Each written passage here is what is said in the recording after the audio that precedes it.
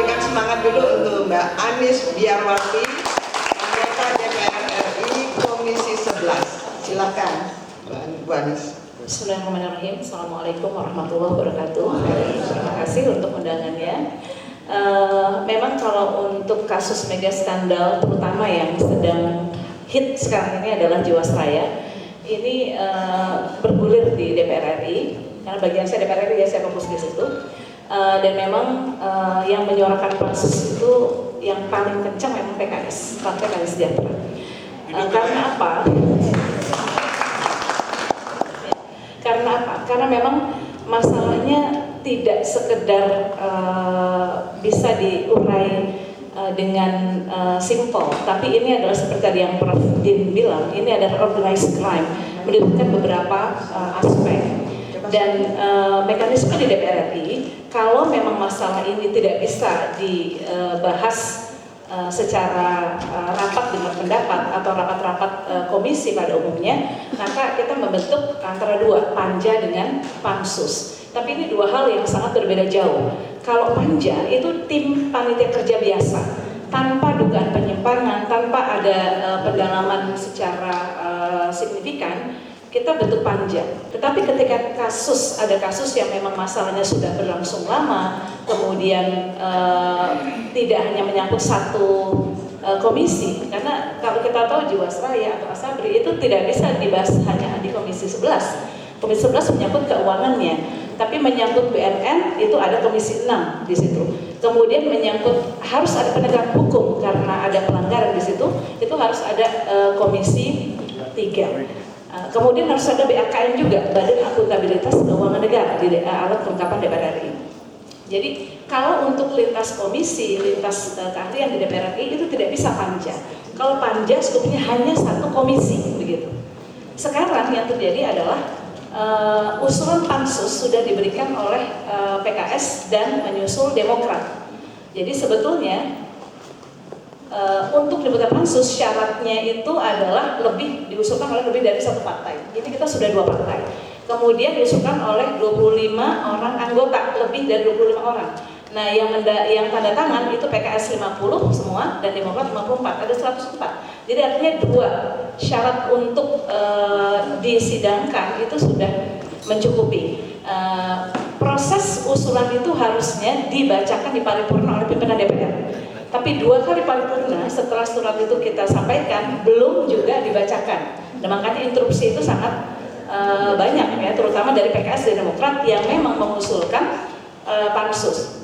Seharusnya mekanisme yang ada, kalau ada usulan yang sudah memenuhi syarat, yang tadi itu lebih dari satu fraksi, kemudian lebih dari 5 orang, pimpinan DPR harus membacakan di rapat paripurna bahwa ada usulan dari di PKS dan Demokrat untuk membutuhkan pansus, kemudian diberikan voting. Tapi yang terjadi adalah sebagaimana yang Bapak Ibu juga saksikan, 2 kali rapat paripurna tidak juga dibacakan oleh pimpinan DPR. Bahkan DPR menindaklanjutinya dalam bentuk panja. Jadi panja sekarang sendiri-sendiri nih. Saya di 11 terlibat di panja, namanya juga bukan panja Jiwasraya, tapi panja industri keuangan. Komisi 6 juga panja sendiri, Komisi 3 panja sendiri. Jadi masing-masing panja sendiri-sendiri gitu. Kalau pansus itu punya kewenangan lintas komisi, lintas bidang, dan juga ada audit investigasi, itu yang terpenting. Panja tidak punya kewenangan manggil orang. Pansus punya kewenangan manggil orang. Kemudian anggotanya bisa lintas komisi, lintas bidang, dan bahkan bisa meminta bantuan kepolisian ketika yang dipanggil itu tidak memenuhi panggilan kita. Panja tidak punya kewenangan sejauh itu. Jadi memang yang sekarang ini terjadi, apalagi kemudian tadi seperti Prof. Din bilang, tertutupi dengan kasus corona, seolah-olah kita ingin dibuat dalam negeri pura-pura lupa gitu.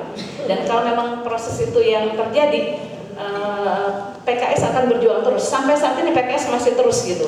Walaupun orang dengernya udah ya ngapain sih pansus seperti itu, tapi kan memang kita yakin bahwa tanpa adanya pansus ini sulit untuk kita bedah dengan baik gitu, bedah dengan seakurat-akuratnya. Karena memang mungkin nanti bisa disampaikan karena waktu saya terbatas, bahwa kerugian yang potensi kerugian negara yang dari Jiwasraya ini mencapai 37 triliun begitu ya.